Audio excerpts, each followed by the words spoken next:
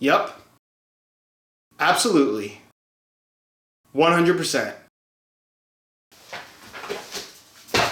What's going on, guys? Josh from soccerreviewsforyou.com bringing you a quick review plus on-feet video of the CR7 Chapter 5 Cut to Brilliance Nike Mercurial Vapor 11. So we'll take a detailed look at the colorway, we'll talk a little bit about performance, and of course take a look at how they fit and feel on feet. So if you want to learn more, stick around, watch the entire video. If you're interested in a pair of these for yourself, I'll leave a little pop-up on screen, or you can click the first link down below. That'll take you to the review page on my website, where you'll find buy it now links with exclusive SR4U coupon codes, where you'll be able to pick these up below their normal $255 retail price. Keep in mind there is a $25 premium, as we've seen in the past with all the CR7 signatures. Included with the boots is, of course, a string bag, white in color with black strings. It has the CR7 logo in the middle. The logo itself, I believe, is supposed to look like the top view of a diamond, and then around the diamond, you're gonna find several milestones, such as Cristiano Ronaldo being the fastest player to reach 50 goals, 150 goals, 200 goals, and 250 goals,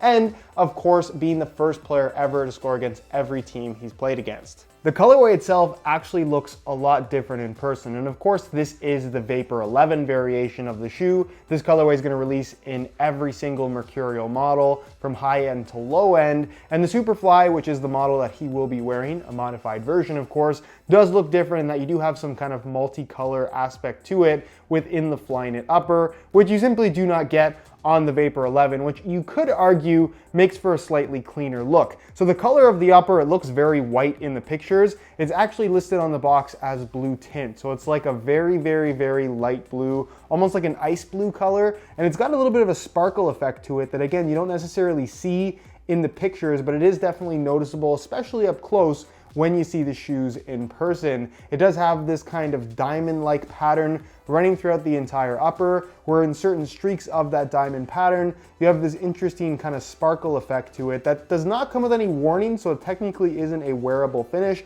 It's simply there for aesthetics to give the shoe a little bit of a different look. You're gonna find that this does also have the CR7 logo here and this kind of 3D effect. Again, kind of diamond cut texturing to it, which actually does look quite cool. And considering it's basically white on white, it's definitely a little bit more subtle than what we've seen with previous CR7 colorways. You have the swoosh on the front in black, with again more of that diamond cut pattern to it, with kind of like a white fade that actually looks quite good in person as well. Pleasantly surprised by that. Blue tint for the laces and black for the branding there on the tongue area. Mercurial branding in black right there. You can see on the back, it says in Portuguese, I believe.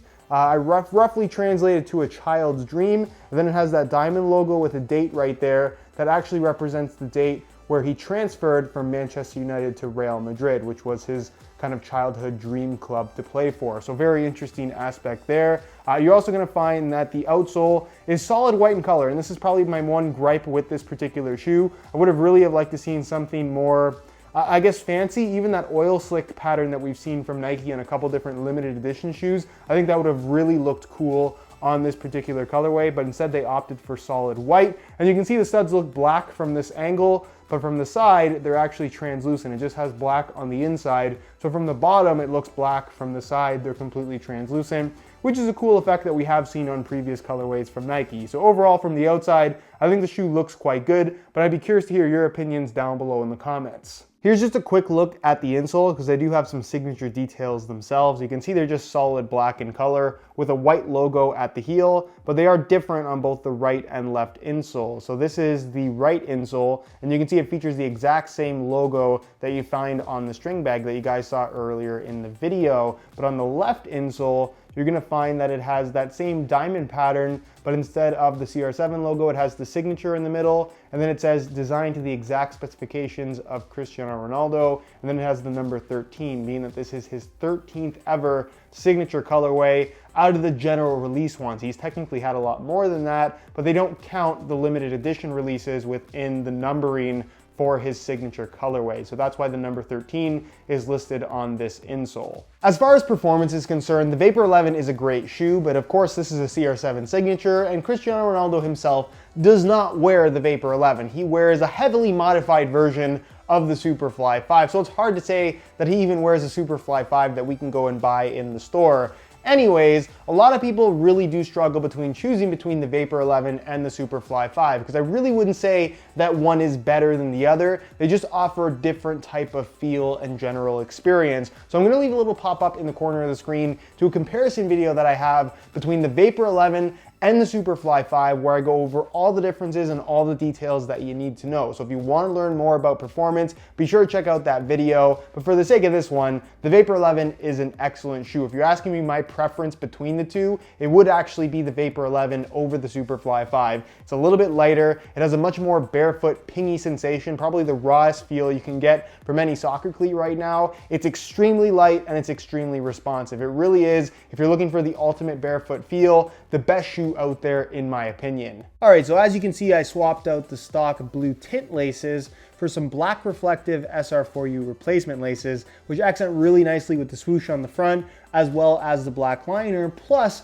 they're not gonna get dirty or look as dirty as easily as these ones will. So I think it's a really, really good combo. Anyways, if you guys are interested in a pair of SR4U replacement laces for yourself, the website to go to is www.sr4ulaces.com. There'll be a little pop-up on screen, as well as a link down below in the description of this video. So if you're interested in a pair, be sure to go ahead and check that out. On feet, the Vapor 11 feels actually really good out of the box, more comfortable than you would expect a shoe of this type to actually feel. So if you're looking for that soft padded sensation, obviously the Vapor 11 is the exact opposite of that. There's really no padding or softness to the upper whatsoever, but at the same time, it doesn't feel stiff, it doesn't feel rigid, it doesn't feel plasticky like a lot of thin synthetics can feel. It's got a good flexibility to it, feels comfortable against your foot. The sole plate underfoot has a unique sensation to it given its anatomical shaping. It's not overly stiff either, and the general lockdown and fit of the shoe is awesome. It truly has that one-to-one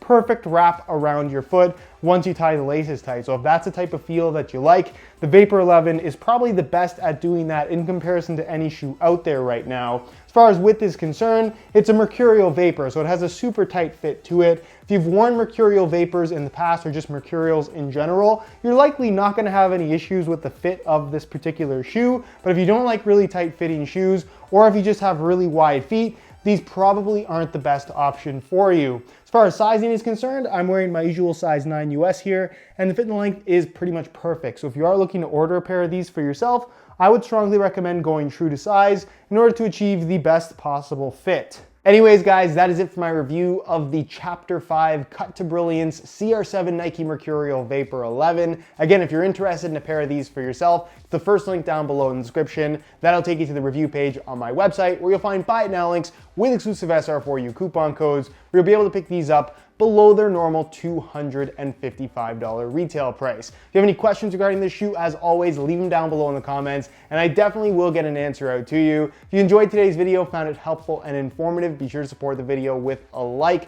Subscribe if you haven't already for daily videos on all the latest and greatest soccer gear. You can find all my social media information linked down below in the description as well. And as always, thank you so much for watching, and we'll see you in the next one.